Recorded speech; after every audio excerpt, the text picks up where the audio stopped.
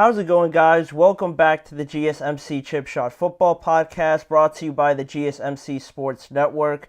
I'm your host, Manny Maradiege, live today on Monday, September 23rd. Not quite through all of Week 3. We got a couple games on tonight's schedule, 2 Monday night games tonight that I will be previewing on tonight's show, but also going through all the craziness of yesterday's games. I got a bunch of games that I wanted to talk on today's show. I'm going to preview one of the Monday night games to start off, but also we're going to be talking about the Dallas game with the Baltimore Ravens, the Eagles beating the Saints, and also the 49ers falling to the Los Angeles Rams as well. All of that stuff, the discussions around it, will be coming up on today's show. But before we dive into all of that stuff, I'd like to remind you guys, if you have any questions during the show, we want to hear about it.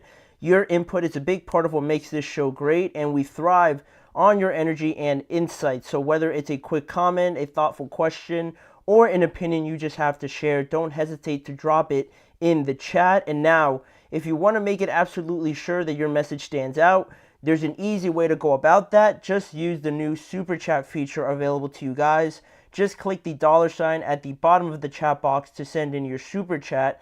This way, it guarantees that your message gets on the air, and it's also a fantastic way to support our channel. We rely on your support to keep bringing you the sports content you love, and we appreciate every bit of it. So go ahead and let us know what you're thinking. Hit the Super Chat button, and let's keep this show as interactive and as conversational as possible. It makes it a lot better. There's a lot of talk now going around these games, so I want to hear what you guys have to say on any topics we bring up, but also anything you just have to say in general. So please make sure to use that Super Chat button whenever you have anything to say regarding anything around the NFL, basically. So that is that now, and we could get right into previewing one of the Monday night games on just in a matter of time, because this one between the Jacksonville Jaguars and the Buffalo Bills is set to kick off in less than an hour now at 7 p.m. Eastern Time on ESPN. The main broadcast should be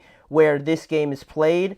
The main broadcast, but it's a little bit earlier, right? Because the Monday night games are usually at 8:15. The 8:15 kickoff will be later on between the Bengals and the Commanders that I'll also be previewing towards the end of today's show. But the earlier one here, just to get it going, will be at 7:30 p.m. Eastern Time. One of the Monday Night Football games.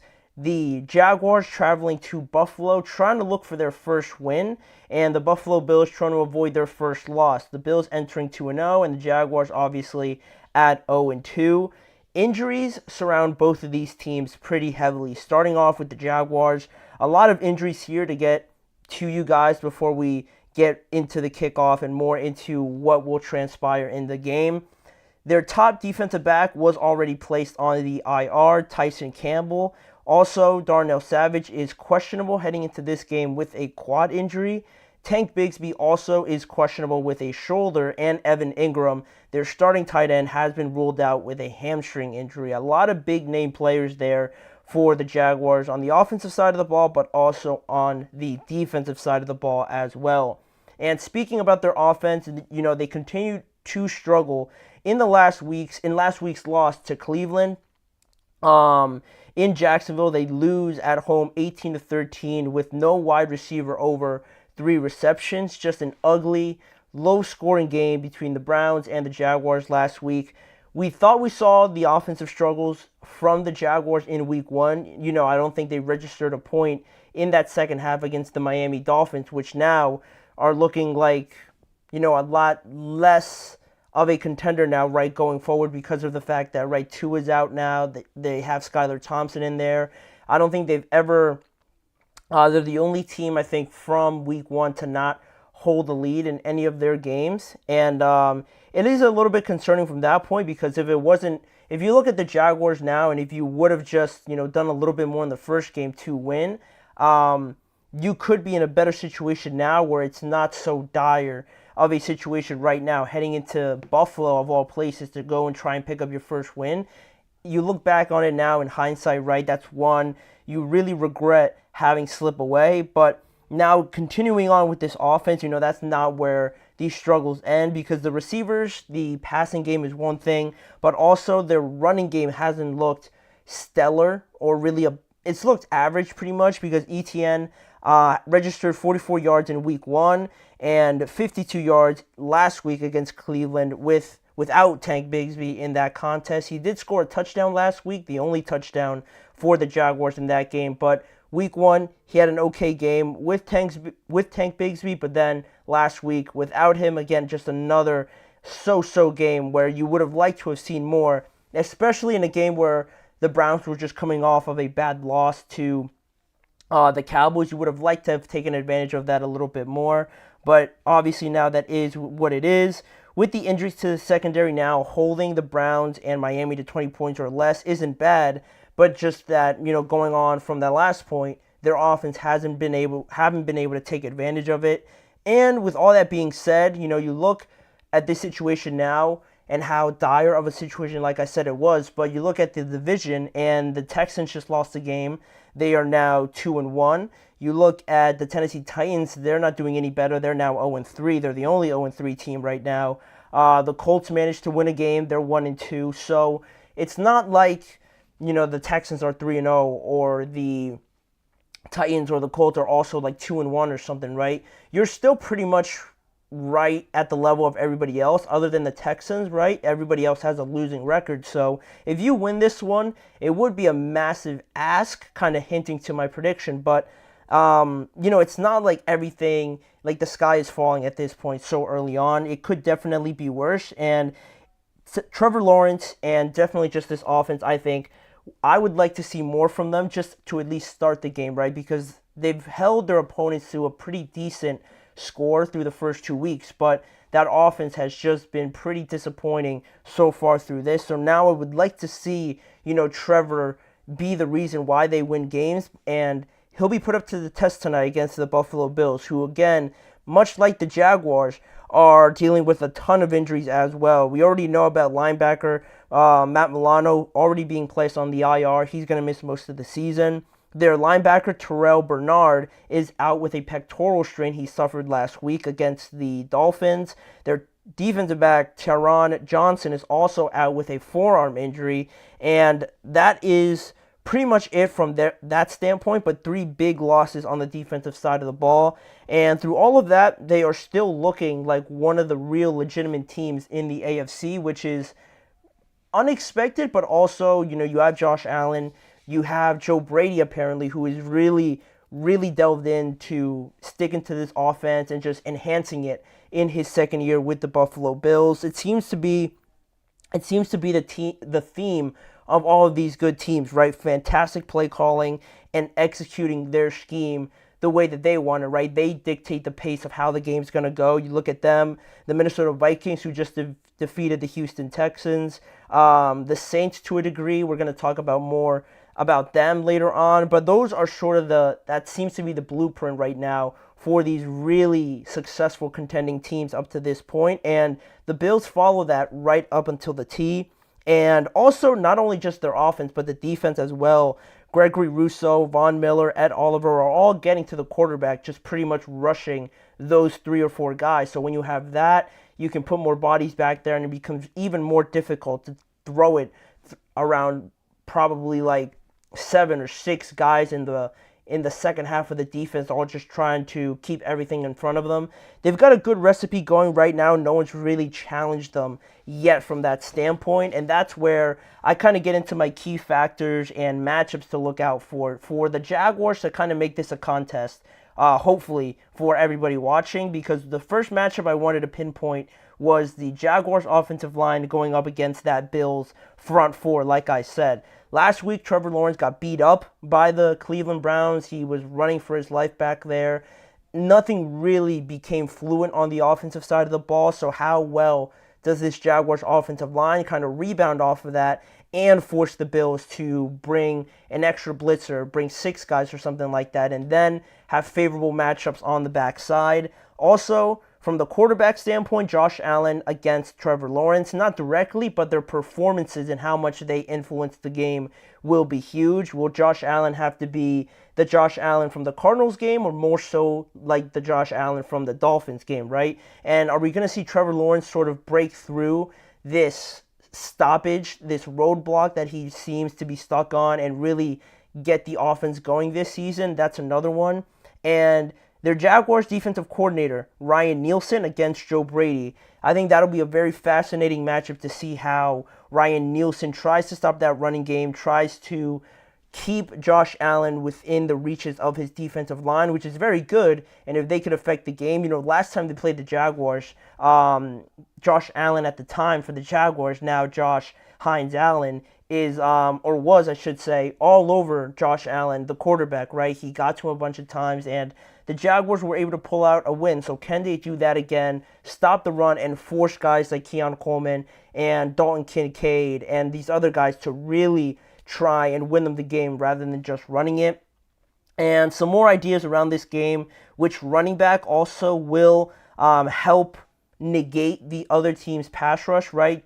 James Cook on one side, Travis Etienne on the other side. Which running back can sort of get their offense going, take away that pass rush, and just force them to play the run, and that way taking off some of the pressure on their quarterbacks, and also which supporting wide receiving cast can show up and kind of make or put their imprint on the game, basically, right? Because one side you have Keon Coleman, a rookie wide receiver, Khalil Shakir, guys like this, right? Dalton Kincaid from the tight end spot for the Bills, and then on the other side you have another rookie wide receiver in Brian Thomas Jr.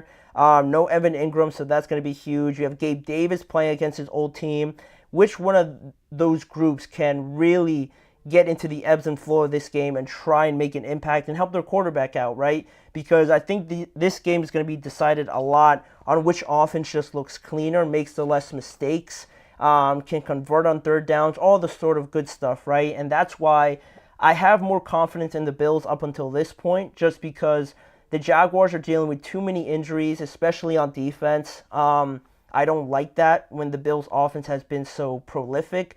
And then again, also the Bills just seem to have found their groove a lot earlier than the Jaguars as well. And their defense is surprising me. If those guys can get to Trevor and that offensive line struggles again, it's going to be a long night for the Jaguars, unfortunately. Traveling so far to get up to Buffalo, uncomfortable travels, and now potentially an uncomfortable game is the last thing you want. But I feel like the Bills will edge out the Jaguars in this game and beat them.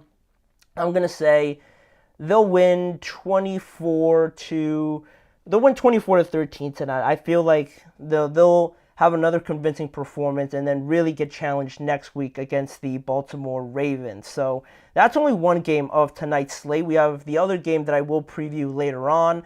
But after the break, we're going to talk about one of the bigger headlines from Sunday, the Dallas Cowboys losing again to the Baltimore Ravens, a closer one, 28-25, but still the same issues remain with this Dallas Cowboys defense. We're going to get into all of that, breaking down the game and what happened in it right after this break. You're listening to the GSMC Chip Shot Football Podcast. I feel like I'm losing my mind. Is everybody in the world blind? Please, Lord, give me a sign, a sign. I feel like I'm losing my mind. Is everybody in the world blind? Please, Lord, give me a sign, a sign. I wanna be the greatest. Everybody on the fake shit. I look around and feel like everybody is the fakest. I make this every day and I'm impatient, hoping one day I blow up from the basement. Statement, the top is so vacant. I don't hear shit that I think is amazing. Waiting for my day when I'm playing sold out shows for 1,000 faces. Hey, give me that crown, get in my way and to be put down. It ain't your place, all this my town. If I want that shit, then I'll get it right now. I'm losing it, the noose it fits, some losing shit, a stupid myth. You choose to live or choose to dip, you choose to fight or lose your grip and lose a gift. I feel like I'm losing my mind. Is everybody in the world blind? Please, Lord, give me a sign, a sign. I feel like I'm losing my mind. Is everybody in the world blind? Jumping right back into the action now, talking about more of the games from Sunday. We already previewed one of the Monday Night Football games set to kick off in less than an hour, about 45 minutes here Eastern Time. But like I said, we're going to talk about one of the bigger games that transpired yesterday on Sunday between the Cowboys and the Baltimore Ravens. Dallas drops its second consecutive home game to the Baltimore Ravens with a 28-25 loss after their comeback efforts were ruined towards the end by, of course, their run defense not being able to stop Lamar, trying to get that first down. He ended up getting it, and that's pretty much where the game ended. And, there's a lot to say about this game, but I think we have to start with talking about the protagonist of it all, right? Derrick Henry against the Dallas Cowboys. As you see on your screen, monster day for Derrick Henry, right? I think everybody predicted it a little bit, right? 25 carries, 151 rushing yards, and 2 touchdowns on the day for Henry. You add on Lamar Jackson's day from the ground, 14 carries, 87 rushing yards, and 1 touchdown as well for Lamar, while also adding 182 passing yards and a touchdown as well through the air as well for Lamar Jackson. And on the other side, the numbers don't speak terribly about, the Cowboys a little bit. Dak was 28 of 51 for nearly 400 yards. He threw for 379 and 2 touchdowns. The lead rusher, I think it was Rico Dowdle, if I'm not mistaken, for this game for the Cowboys. He only rushed for 32 yards, which, again, another game where they become one-dimensional, right? Rico Dowdle, whoever's running the ball for them, just really not a major contributor, which is a worry for me going forward. And then Jake Ferguson, the leading wide receiver, led with 6 receptions and 95 yards ahead of CeeDee Lamb. He didn't have a bad game, but I think for his standards, CeeDee Lamb, you could see the frustration on his face on the field, on the sidelines as well. Definitely not one of the better games for him. And the biggest stat that stands out is this one, right? 607 rushing yards allowed in their last 3 home games for the Dallas Cowboys. This one last week against Alvin Kamara, and their last home game before this season, the playoff game against the Packers, another big game to Aaron Jones, right? Aaron Jones recorded 118 yards through the ground, Alvin Kamara 115 rushing yards through the ground, and Derrick Henry the whopping 151 rushing yards, all on the Dallas Cowboys, who, it's not to say that they lost major defensive line players. They lost a couple, but you still have the majority there. The linebackers are new. Eric Kendricks, Overshown as well, are new. But again, Trayvon Diggs is still there. Malik Hooker's still there.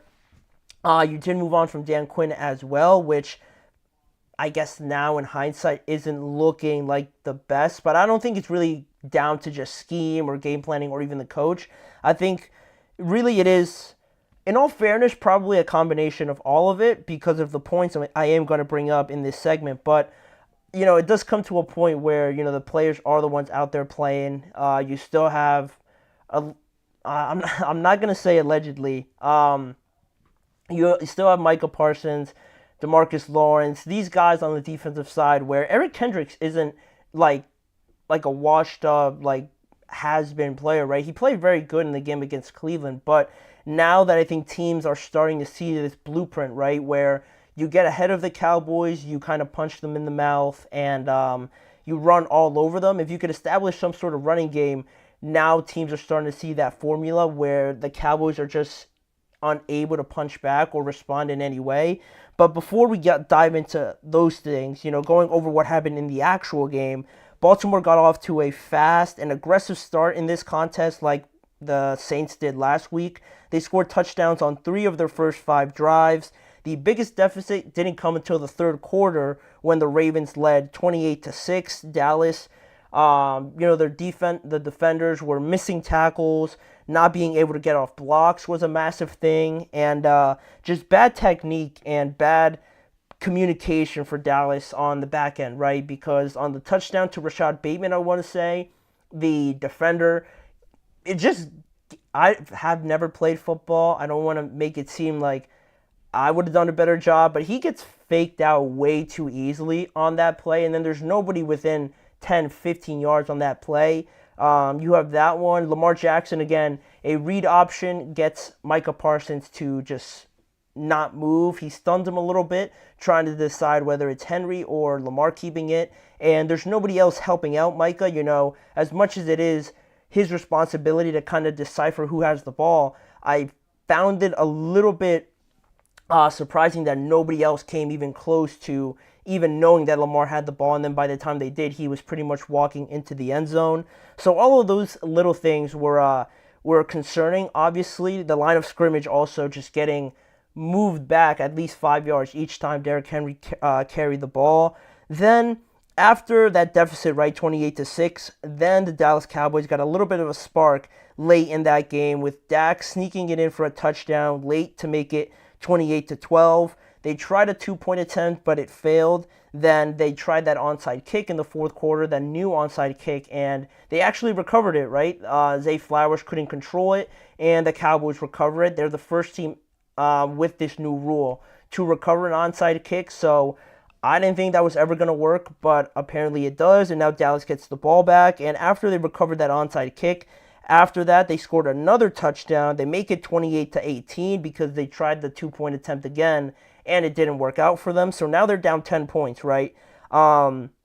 They forced Baltimore into another bad situation. They punt the ball, and Dallas, again, goes down the field and scores their third touchdown of the game, of the fourth quarter, I should say, actually, to make it 28-25. And now we're thinking, at this point, I'm thinking, I can't believe the Cowboys are this close at this stage of the game, but I'm also in the same boat thinking, like, wow, this is just like the Ravens, right? To just give up another massive fourth quarter lead like this. I'm thinking this game is playing out so perfectly to see what everyone's been saying about both of these teams, right? The Cowboys getting smacked, getting themselves into major deficits and not being able to come back, and the Ravens, on the other hand, being masters of giving up big leads. And we saw both instances in basically each half pretty much, but the Ravens, bunkered down, they got serious, and on the offensive side of the ball, when they got the ball back,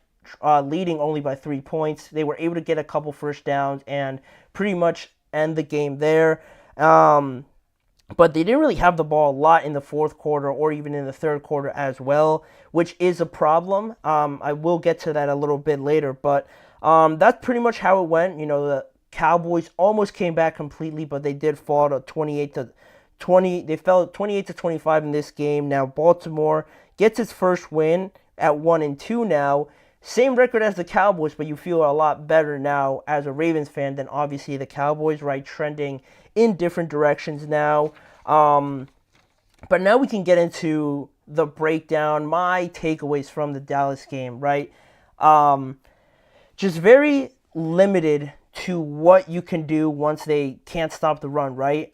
We haven't seen any changes or adjustments, right? And everybody always says that same phrase, that same just statement, right? Everyone has a plan until they get punched in the mouth, and that's fine. That can apply to you, but if you get punched in the mouth and you don't do anything about it, don't try and change anything, then you're really, just like not trying to do anything at all, and that's insane to me, right? Because the Cowboys, the last 2 weeks is, you don't want this to become a habit, right? Obviously, and everyone's talking like this is who the Cowboys are at this point, right? It's starting to become a trend. It is a trend now, 2 weeks in a row, and I'm just thinking now from this standpoint, right?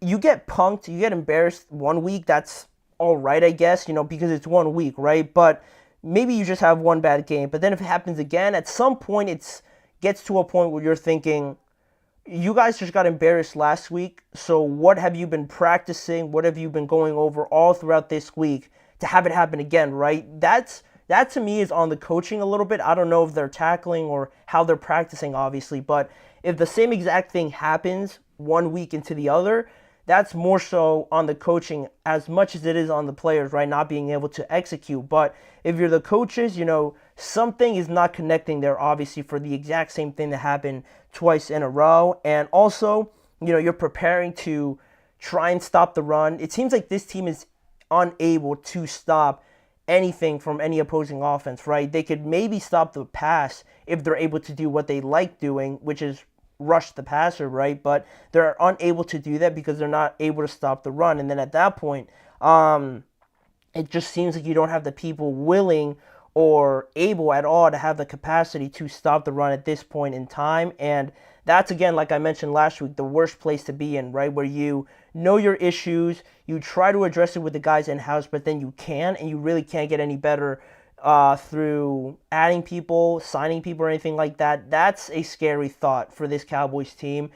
Just being stuck in a place where you're basically that. You're just stuck being who you are right now because you lack the tools and the personnel to go out there and execute. And more so on the game, this Dallas defense just doesn't really attack the line of scrimmage. More so it's the other way around. The offensive line getting their hands on them, and then once they do that, they just can't get off of the blocks. Too many times you see Derrick Henry, just in last night's game, that a lot of secondary players are trying to tackle this 250-pound running back. He just breaks the line too quickly because the offensive line pushes the defensive line further back, and then you got guys weighing like 210, 200, 190 pounds trying to tackle him. It's never going to happen. That's why the tackling looks bad. They can't get off of the blocks. And on the pass rush, right, it gets taken out of the game too easily, right, because everybody says that the Cowboys aren't physically,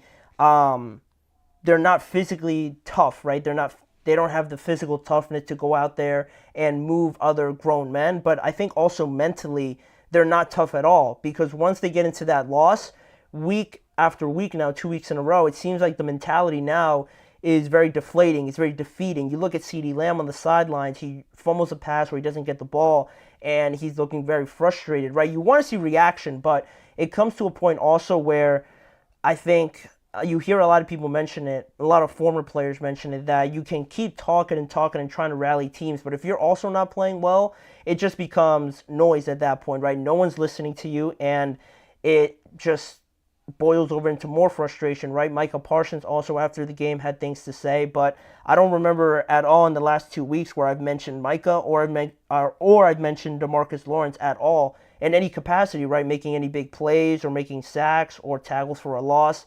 I haven't mentioned any of these guys. It's been all on the opposite side, right, for these offenses. So it's pretty just defeating. Again, you look at the offensive side of the ball for Dallas, and they're throwing the ball 51 times in this game to just come close to the Ravens as well. And that's alarming just because, again, you try to apply your running game, but I think they've given up on it too quickly at times. And from that point on, you just can't continue to rely on Dak to try and get you back in games, because that's not sustainable all throughout a 17-game regular season. And I feel like they were fortunate enough that the Ravens, like I mentioned before, were kind of a team that lets you back into games. They almost came back, which was remarkable, but still, I think it says more about the Ravens being known almost for giving up these leads rather than the Cowboys, actually doing something. If this was a team maybe like the Vikings or maybe even the Eagles or something like that, they're not coming back into this game. There's no way.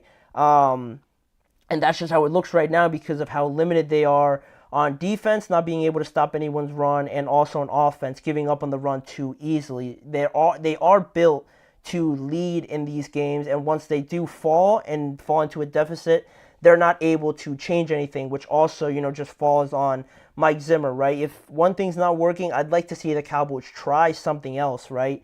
In outside zones, if someone's continually trying to run outside zones, try to bring some outside pressure, some outside blitzes from nickels or just outside corners, and make them cut back to your defensive linemen, your linebackers, trying to fill those gaps in as much as possible.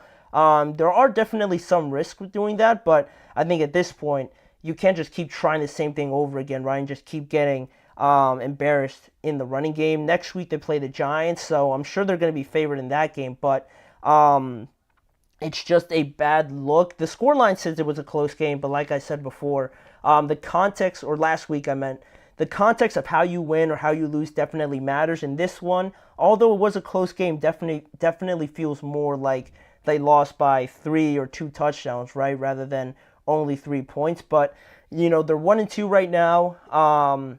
There's a lot of talk after the game by the players. We're not going to get into that now, but You're starting to see the frustration now from these teams, or from the Cowboys, I should say. And next week, they're on a short week now against the New York Giants. That game's going to be huge because, I think it's right to favor the Cowboys in this instance, right? Just because of the recent history between both teams. But I don't know. Their defense right now, I don't think is in any position to get anybody's overestimated confidence that they're just going to walk in there and shut down the Giants. As bad or as shaky as they might be, I don't think anything would surprise anybody at this point from the Cowboys. So, bad loss. They're trying to shake it off now in a short week, which could be a good or a bad thing. We're just going to have to wait until Thursday. But speaking of losses and wins, obviously, we're going to talk about the Eagles and the Saints. The Eagles walking into New Orleans and defeating the Saints by 3 points as well.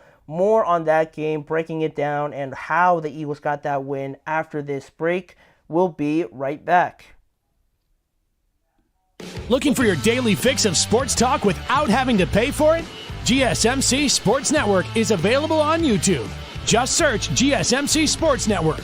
Get your fix of daily sports talk shows on YouTube, absolutely free. NFL, college football, NBA, MLB, MMA, UFC, fantasy football, and so much more. GSMC Sports Network has shows running all day long, with new sports shows starting every 2 hours. Just like on your favorite cable sports channel, except GSMC Sports Network is absolutely free. Just search GSMC Sports Network on YouTube to catch one of your new favorite shows, like the GSMC College Football Podcast, Chip Shot Football Podcast, Hoops and Heels Women's Sports Podcast, GSMC Basketball Podcast, and so many more. Check it out for yourself. GSMC Sports Network, now available on YouTube absolutely free. Search GSMC Sports Network on YouTube right now.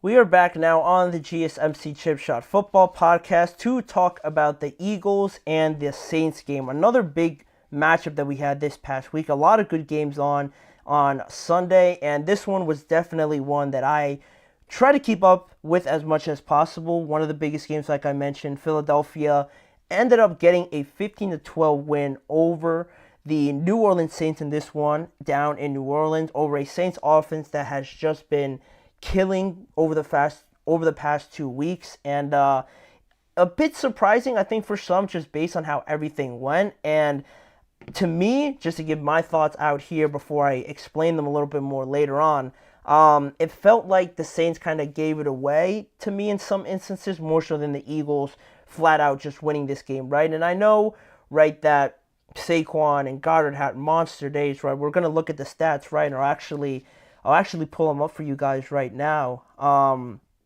Very, very big days by Goedert and Saquon Barkley, right? Saquon last week, after all that talk about him dropping the pass and whether or not it was a good decision and whatnot, and also Goedert stepping up with Devontae Smith getting hurt and A.J. Brown obviously not playing. Both of them had monster days. Jalen Hurts as well, tacking on 311 yards passing, no touchdowns, 1 interception, and 1 fumble as well. We're going to touch more on him in just a little bit. But Saquon, as you guys see, 17 carries, 147 yards, and 2 touchdowns. And Dallas Goedert, the man through the air, 10 receptions, 170 yards, a career day for him.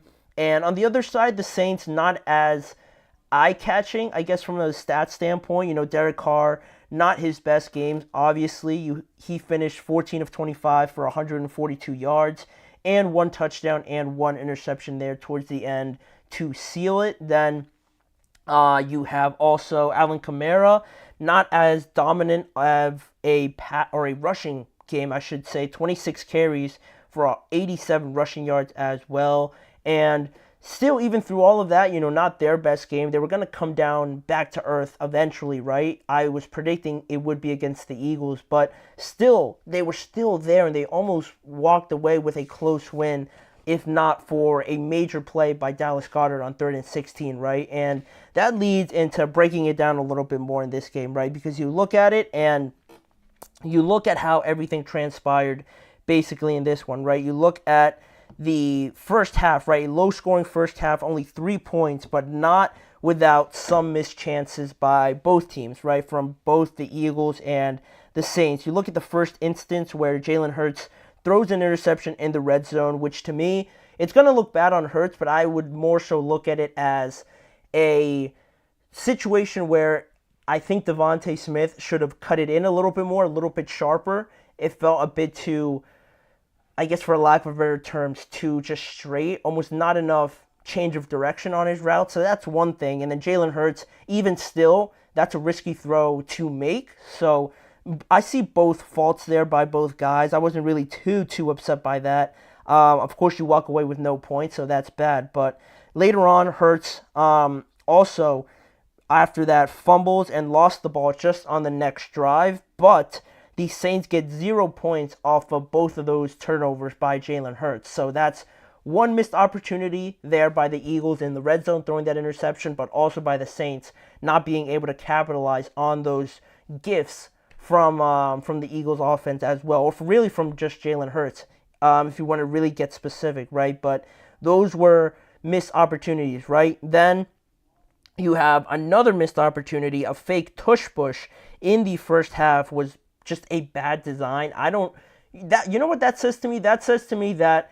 the loss of Jason Kelce isn't as played down as they want it to be. You know, if Jason Kelce's in that game, I don't think they fake it at all. Or if you do want to fake it, you have all 11 guys right there within like 4 yards of each other.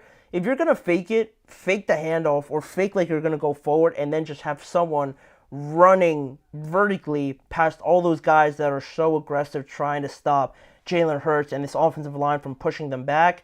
That's really how I would have liked to have seen it, not Saquon getting a horizontal east and west handoff and obviously getting tackled in that instance. I didn't really like that.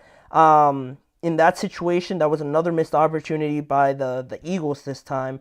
And Philadelphia also not only missing out on that fourth down play, but also another fourth down opportunity that they missed to start the second half, which resulted again in 0 points from the New Orleans Saints. So that's a fake tush push, another one to start the second half, an interception by Jalen Hurts, and a fumble lost by Jalen Hurts. 4 times the Saints could have at least kicked field goals in 2 of those instances, or all 4, or just 3 of them, and they would have been in a lot better spot in this one. I thought the Saints defense did or overexceeded some of the things that they were expected to in this game, but the offense just didn't match it at the end of the day for the Saints. Then the worst part was, I just mentioned 4 missed opportunities by the Saints, so I didn't even get to the worst one. I forgot I wrote this one down.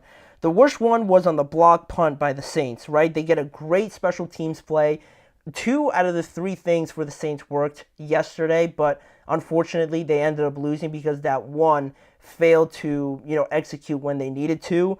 There was a block punt by the Saints, great play by them. They are in great field position now, but they decide to go for it on a fourth down, and they don't get it, obviously. Philadelphia escapes again from another situation where if they decide to just kick the 3 points and everything else plays out like it did, you're talking about a 15-15 game, and maybe Derek Carr doesn't feel the need to just chuck up a throw down the middle of the field because there's 50 seconds left and it's second or third down and he needs to move the ball. Maybe he doesn't make that play. Maybe he plays it more conservative and he's fine with going into overtime. But that one I really didn't like. I didn't really like the tush push either, but this one was bad because this one felt like they almost panicked a little bit, like we have to score right now or we have to convert this to really assure ourselves that we're going to win this game. And of course you don't know with talented guys like Saquon or Dallas Goedert, but to me, I felt like they over-panicked in this situation where 3 points, let your defense continue to dominate in this instance. Don't lose the game with another missed opportunity like this, and rather just continue to play at this pace, because up until this point, they were playing very well on the defensive side of the ball, like I said, but again, they missed this opportunity, and right after that, I want to say actually, the Eagles score that massive touchdown by Saquon. They take the lead. Good job by the Saints to come back and score as well by Chris Olave, but then you have a 3rd and 16, and this is usually how sports go, right? You have all the chances in the world to win this game. You have great performances by special teams, your defense, and it's a 3rd and 16, right, where what can go wrong does go wrong. With all your missed chances, the Eagles convert on one. You could say lucky 3rd and 16, and they end up winning the game by 2 massive plays by the 2 guys you see on your screen, and that pretty much seals it. The Eagles steal all the momentum away from the Saints that pretty much had it in the palm of their hand, I'd like to say, but there was too many missed opportunities in this one, like I just rattled off, where the Saints, you talk about 5 or 6 missed opportunities that I said, if they walk away with 9 points, 6 points, and they keep playing like they do with Goedert and Saquon still leading those 2 touchdown drives, we're talking about a different game here, in my opinion. So, obviously hindsight is 2020, but I felt like in those situations it could have been handled a little bit better. And now the Eagles go to 2-1, and so do the Saints. And just some takeaways now. I don't want to put it all on the Saints like they just lost this. The Eagles also did some great stuff. Their defense played very well. Again, Zach Bond is another guy that keeps putting on great displays. Jalen Carter and Jordan Davis finally showed up and made an impact in this game up the middle of that defensive line. Jordan Davis got a sack. Jalen Carter was all over the place, involved in everything. And the Saints did suffer some injuries to their center and their guard, Cesar Ruiz and Eric McCoy, which is huge. But even still, it doesn't take away from the fact that the Eagles defense played a great game. And still off of that, getting back to the point I made before about Jalen Hurts, I'm not going to over criticize Jalen yet because, they're winning games. They're 2-1. So everyone's got things to fix. And obviously Jalen's turnovers and Jalen's decision making could be one of them. But, you're missing A.J. Brown. Devontae Smith was knocked out of the game. And, we're still early on. I'd like to give him a pass here still. It's not like they're 0-3 or 1-2 and he's just costing them the games. He's fortunate that they're talented enough, but it's definitely something that they have to fix. And to me, it should be a case where Jalen should not be throwing the ball like 15 times or 20 times before Saquon gets like 10 or 8 carries, right? It should be the other way around. I would like Saquon to start the games off more, getting the ball like 10, 8 times in the first couple of drives to establish everything, kind of get a feel for what the defense is doing, and that way set up the passing game rather than the other way around, because you run more of a risk of Jalen potentially throwing some turnovers like he did against the Packers or in this one as well. I think going the other way with Saquon getting the ball nice and early, establishing himself, then you get other guys the ball. That way, I think Jalen kind of knows what's going on. It's a lot easier for him, and you downplay the risk, right, in this situation. But still, it's something that they're going to have to work on going forward. Unfortunately for them, Lane Johnson and Darius Slay, I think, went down, both of them with concussions, if I'm not mistaken. So that is something, obviously, two of their best players that they have to keep track of, and hopefully they're not out for too long. And also just the Saints takeaways here to just wrap it up quickly. I talked about the missed opportunities, and also the offense was going to come down at some point, but I would have liked to have seen a bit more fight from them or just some more production. And I think one thing that they do have to sort of address or kind of have a way to counter it is when pressure is applied on Derek Carr, it seems like it is a soft spot because the running game wasn't phenomenal for the first time, and Philadelphia kept sending a lot of people to stop the run, but also a lot of people to get in Derek Carr's face, and it seemed to have flustered him a little bit. The picture didn't seem as clear for him. The play action wasn't really there because they struggled with the running game. So that's one thing that they also have to work on and try and get better off of. But the connection with Olave seemed pretty well. Rashid Shaheed wasn't really a factor in this game, which was one of my fears going into this contest with the Eagles' solid secondary with C.J. Gardner-Johnson, Quinyon Mitchell, Darius Slay. They took away one of them, but again, still, they were still in this game. I'm still not giving up on the Saints or anything, but I think they would like this game back if they played a bit differently, made some different decisions. I'm sure they could have been walking away from this contest a lot happier if some of those went their way, but it is something they'll learn from. Obviously, funny enough, I feel like these two teams are going to see each other down the line, so hopefully that happens, maybe in Philadelphia this next time, and it could be pretty interesting still going forward. But with that being said, that'll wrap it up for that game, and we have one more game to go over before we preview the other Monday Night Football game here quickly. We're going to talk about the 49ers' epic loss to the Los Angeles Rams. More credit to the Rams for coming back from that, and what does this say about both the loss for the 49ers and also the win for the Rams? We'll address that in just a few seconds when we return.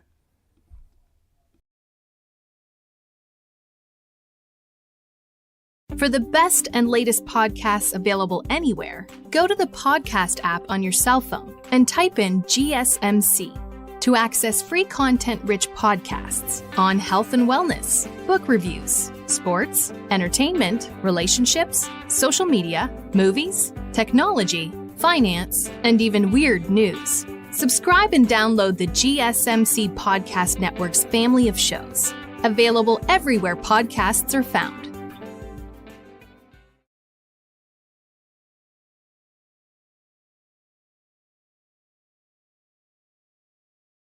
Thank you for joining me here back on the show to talk about the last game I wanted to talk about here, because I thought it was worth mentioning, because this one was an epic game that I think not a lot of people were aware of, just because of the fact that you're talking about two injured, riddled teams, right? Both teams, the Rams and the 49ers, came into this game with Puka Nacua missing, Cooper Kupp not playing, a couple starters, their center and one of their guards for the Rams not playing.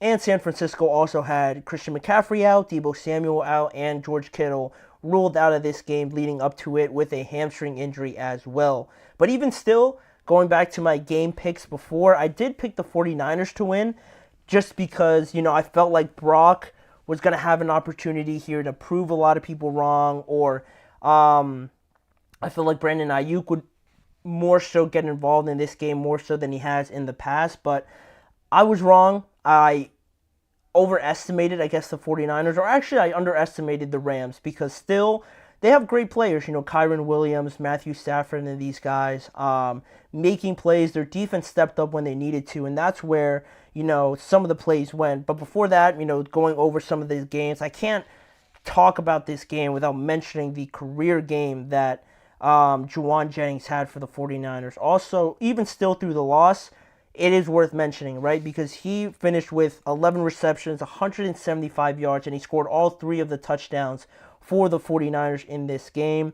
Likewise, Brock Purdy also had a very good game, 22 of 30 for 292 yards with 3 touchdowns as well. Showed pretty good mobility, I thought, as well, 41 rushing yards on top of that.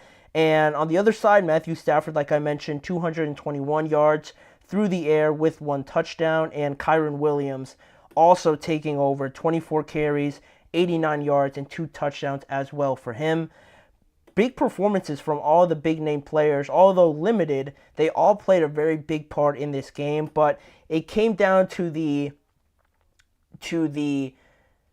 easier, or again, some more missed opportunities, I should say, for the 49ers that really just doomed them here towards the end. But to recap it a little bit more, San Francisco led 21-7 just after halftime for LA to start kind of chipping away at it from that point on. Stafford hit some big plays to Tutu Atwell, to Marcus Robinson, Jordan Whittington also, he stepped up. I'm sure maybe not a lot of people know who that is, but he made some big plays in this game as well. Then you had a 10-point deficit to start the fourth quarter between these two teams. Then the Rams hit another field goal.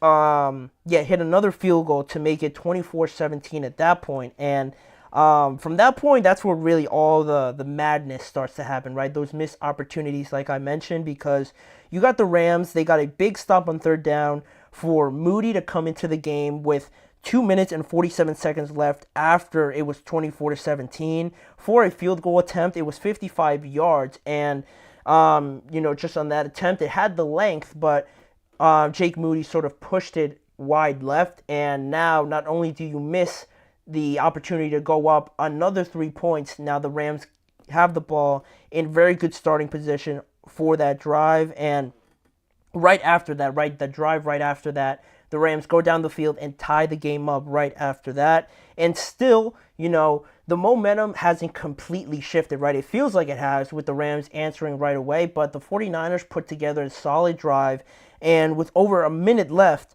Brock Purdy finds wide receiver Ronnie Bell in field goal range if he was able to make the catch, but it hits him like right here, and he drops the ball, and obviously goes to the third down from that point, or they're in worse field goal position and they have to punt the ball. And then from that point on, the Rams go down the field, or actually not, that's my mistake. They have a punt return, like I mentioned, the 49ers punted the ball, and they have a great return off of that, and just makes it a lot easier for them to go down there and kick the game-winning field goal for them to complete the comeback, a 14-point deficit at one point, and win with a last-ditch field goal and take the lead, steal it from the 49ers. 27-24 is ultimately how this game ended up playing, and it just felt like Los Angeles won all of the big moments, right? Their defense was getting cooked by Juwan Jennings. It seemed like every throw that went his way, it was a perfect dart right where it needed to be, or he was mossing guys down the field with some ridiculous catches. He was wide open for a couple of his touchdowns. All of that seemed to be going his way. But still, credit to the Rams defense. Credit to Tre'Davious White for a lot of those plays. He was on the unlucky end of maybe just a better throw or things like that. Credit to him, to this young Rams defense, for sticking to it. And San Francisco's defense on the other side, being the more veteran, experienced team where they were just in the Super Bowl, obviously, last year, I felt like they gave a lot of big plays away. They let the Rams get in behind them a lot, too often, it seems like. And Charvarius Ward played in this game. They had Talanoa Hufanga back, albeit coming back from a long way away from playing football. But still, you look at this situation where the lead receiver for the Rams, I'm pretty sure it was Tutu Atwell, had almost 100 yards. Everybody else had 3 receptions or less, which means, and also the quarterback throws for 221 yards. All of that put together, you'll have 4 receptions for almost 100 yards. Your quarterback still throws for over 220. It means that a lot of these plays were big plays. It's not like somebody had 11 receptions like Juwan Jennings, or 8 receptions. Another guy had 5 or 6. Everybody had maximum 4, and everybody else had 3 or less. So the Rams hit a lot of big plays. Their running game was working, obviously, to allow the defense to get sucked in and for these big plays to happen, which I feel like, yeah, you can give up a couple, but it felt like too often the 49ers were chasing guys behind them, which I wasn't expecting in this game, right? Because their offense was hurt. It's not like they were missing Fred and like Charvarius, because, again, he played in this game. So that one was a bit surprising that he didn't really get too much pressure on Matthew Stafford either, which was another surprising takeaway from this. But I mentioned before, something that was interesting was that Brock had an opportunity now to kind of show everyone that he's not just riding the coattails of all of these talented wide receivers and weapons. And I thought he played very well to display his talent rather than having the ball being thrown to George Kittle, Debo, Ayuk, and all these guys. I thought he did a lot, or very well in this game, to kind of prove that once these guys do come back and Brock plays like this, they're going to be unstoppable like everyone expects them to be. But still, it was just unfortunate moments like the missed field goal, Ronnie Bell dropping a ball that hit him right in the face. All of these things, if they get one of those, they probably end up at least going to overtime or maybe just winning this game outright. So it is unfortunate, but to me, it was a bigger win, it felt like, for the Rams, because if they lose this game, they go to 0-3, and they're not making the playoffs most likely if they go to 0-3 in that division, in that conference. And the trade rumors, start to swirl around a little bit more around Matthew Stafford, if you guys have seen those. So really, if you go to 0-3 and you don't know when Puka's coming back, or really you have an idea when Cooper Kupp's coming back, but you're not really sure, at that point it's very demoralizing. So for them to get the win and get it the way that they did through defense and other guys stepping up, it felt more significant for the Rams than it did a devastating loss for the 49ers, because like I said before, even though it's a tough loss, right, you expect to win this game because of just missed opportunities. You're not 100%. You know that you have at least 50% of your target shares coming back with Kittle, Debo, and Christian McCaffrey, that's at least 50% of your offense, if not more. So, yeah, it's tough. Yeah, you would have loved to have gotten this win, but it's not the end of the world. Yeah, you're 1-2 now after losing to the Vikings. So obviously that's not ideal with the Seahawks winning again. That's another great story. You have the same record as the Rams, which again is more significant for them because now they're not 0-3. Now they're 1-2. The 49ers are 1-2, and the Cardinals are 1-2 as well. So that division's getting tight. I don't think anybody picked the Seattle Seahawks to be leading that division and be the only undefeated team, but it seems to be the theme of this entire season, right? Unpredictable teams, unpredictable quarterbacks, storylines are making or getting the early headlines in this season, and I think this one had a lot of unlikely heroes to kind of go along with that theme. And with that being said, that'll be it talking about that game. That's the last game we'll recap, and we have one more preview to talk about, the 8:15 kickoff of one of the Monday Night Football games that we have on tonight between the Bengals and the Washington Commanders. So we're going to preview that like I did in the first segment. We'll be right back with that to close out the show.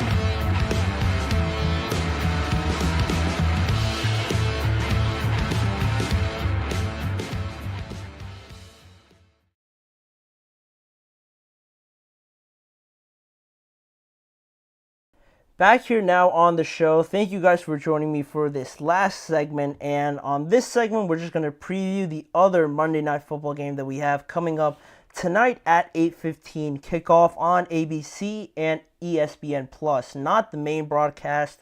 That one is actually set to kick off in just about 4 minutes or so between the Bills and the Jacksonville Jaguars. But this one, a little bit later, so I saved it for the last segment between the Washington Commanders at 1-1. Traveling to the Cincinnati, or actually the Commanders traveling to the Cincinnati Bengals, who are 0-2, trying to find their first win still in this season. Two former LSU quarterbacks playing in this game, which is very, very entertaining because they're obviously going to be at the center of everything pretty much in this game. So we're going to get into it, looking at the outlook for both of these teams. The Commanders in this one, they have some injuries to try and maneuver around. They have Clelin Ferrell, their defensive end, ruled out with a knee injury tonight.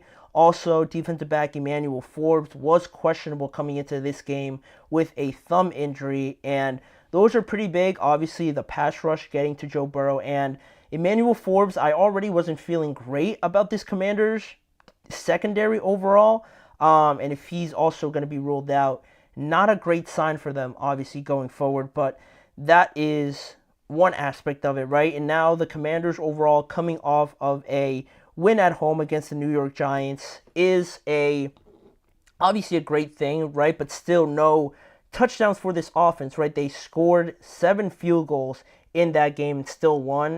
It says more about the Giants than anything, but a win's a win for this Commanders team, so at least they're not still looking for a win so early on in this year.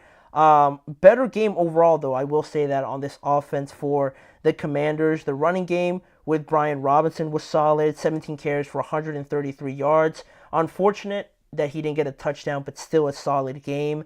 Still concerning on defense because Singletary and Malik Neighbors both had big days, each with a touchdown and 95 yards at least for both of them. So it just emphasizes more of the weak points on this Commanders defense that I worry about in this contest against the Cincinnati Bengals, but I'll explain why in just a few seconds. Then they were just, you look at the Giants in that game, they just had a big game.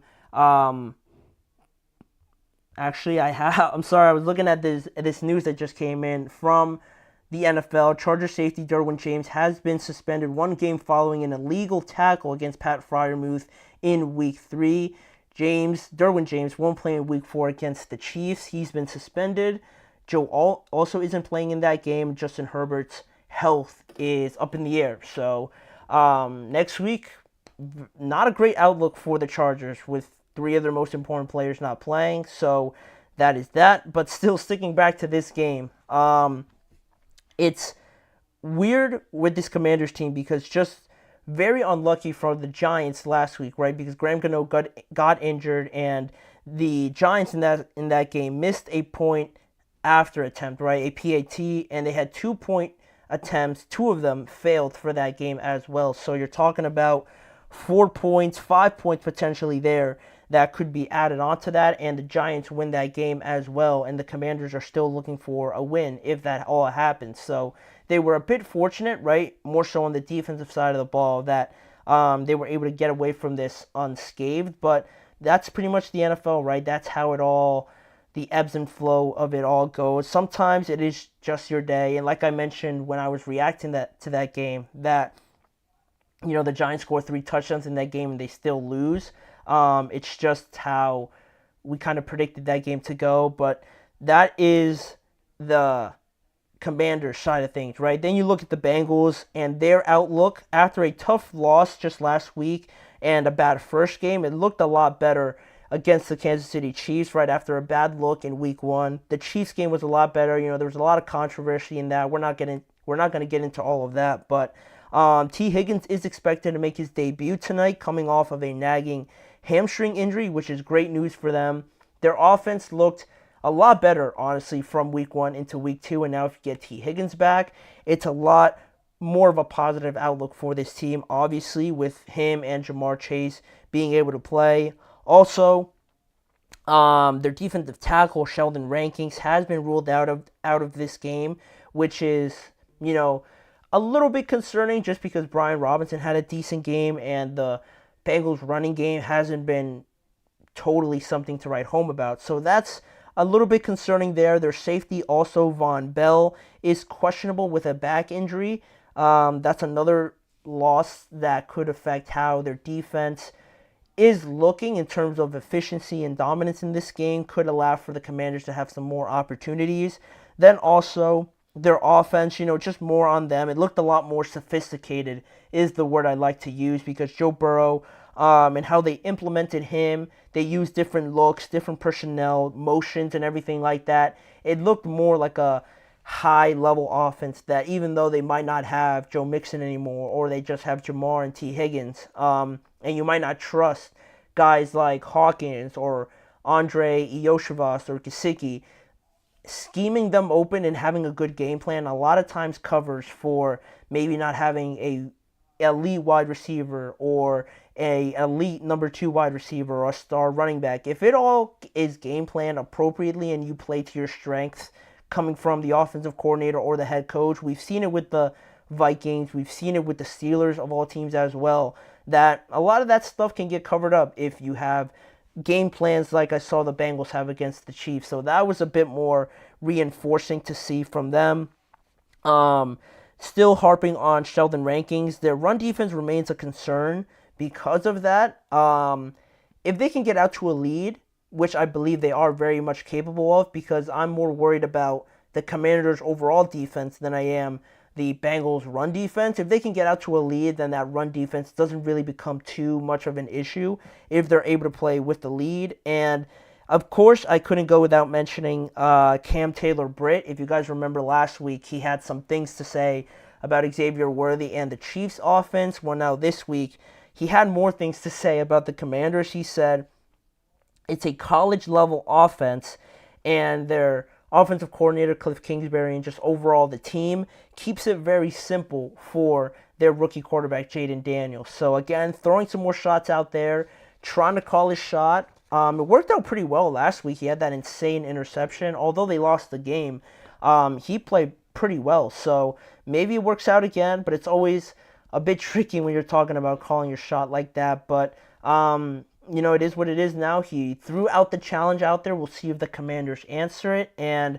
with that, how and what could affect the outcome of tonight's game is as follows. Jamar Chase and T. Higgins going up against these Washington defensive backs. They just got killed last week by Malik Neighbors. He had a career day against them. And not only do they have to deal against one of them, they have both of them obviously coming back with T. Higgins being implemented back into this offense. How and what do they do to try and give them different looks and not make it so easy for Chase and T. Higgins to be in one-on-one scenarios? Or what do they do to prevent them from taking over, maybe giving up more in the running game? All these sort of things. I'll be interested in seeing how it all plays out.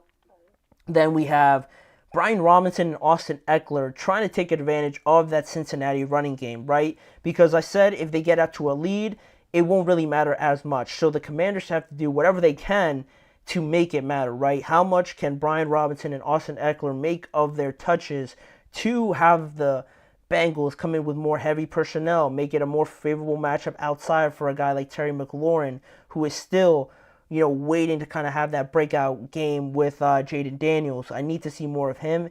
How committed to the run are the Washington Commanders in this one, even if they're down a score or 10 points or something like that? That's something I'm interested in seeing.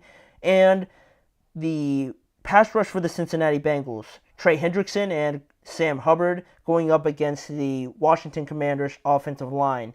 These two guys were a menace duo last week against the Kansas City Chiefs. Hendrickson getting in there, Sam Hubbard also being a menace. Now going up against a lesser offensive line, how much can they affect the game and get to Jayden Daniels and sort of rattle him a little bit will be huge in this game.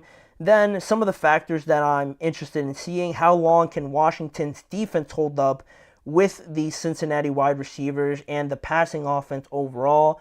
How quickly can this pass rush get to potentially Joe Burrow and help out that pass defense? And also another factor will be, can Jayden Daniels maneuver through the Bengals pass rush now to get the ball to Terry and Diami Brown and guys like this, Luke McCaffrey, some of these players?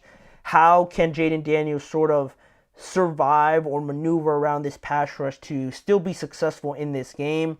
And lastly here we have Washington's run game. How efficient can it be to take time away from Cincinnati, right? I talked about that matchup before. Now, how effective can it be, right? How efficient are they going to be on the ground to limit this Bengals offense? And with all that being said, I feel like it's too many factors for the Commanders, right? If you noticed, I said how long can Washington's defense hold up? Can Jayden Daniels maneuver around this pressure? And can Washington's run game be efficient? All those having to do with the Commanders. I feel like it's too much for the Commanders to overcome. I feel like Cincinnati at home, they get some of their stars back in T. Higgins.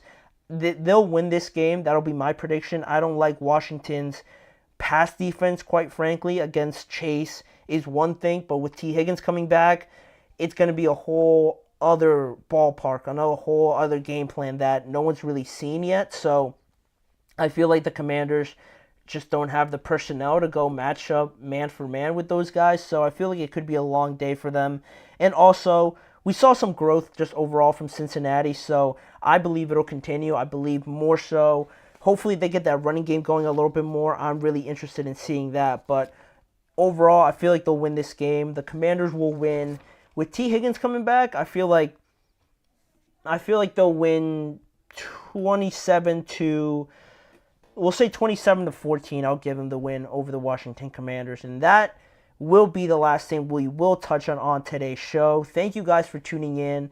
The first Monday Night Football game has already kicked off, so go and watch that. Thank you guys for joining me on today's episode. Make sure to like, follow, and subscribe to the show as well as following the network on all forms of social media.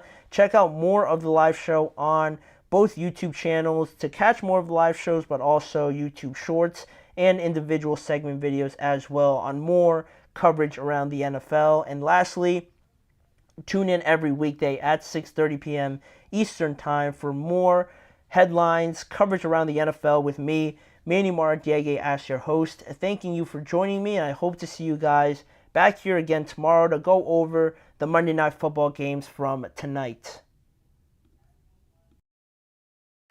Let's